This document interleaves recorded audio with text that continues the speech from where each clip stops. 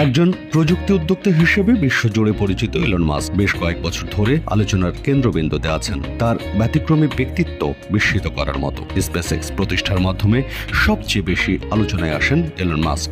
ব্যবসায়ী হিসেবে নিজেকে তিনি এমন উচ্চতায় নিয়ে গেছেন যে এখন বিল গেটস, স্টিভ জবস সহ অন্যদের সঙ্গে তাকে তুলনা করা হয়। ইলন মাস্কের এই পথ চলার গল্প বলতে চাই আজকের এই ভিডিওতে।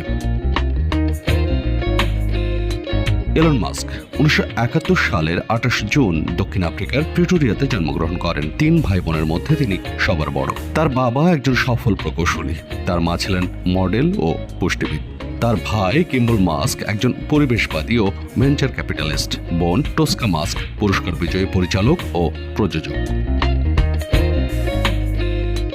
ইলন মাস্ক স্বাভাবিক সময়ের চেয়ে প্রায় 1 বছর আগে স্কুল জীবন শুরু করেন। তার স্কুল জীবন শুরু হয় ওয়াটারক্লোভ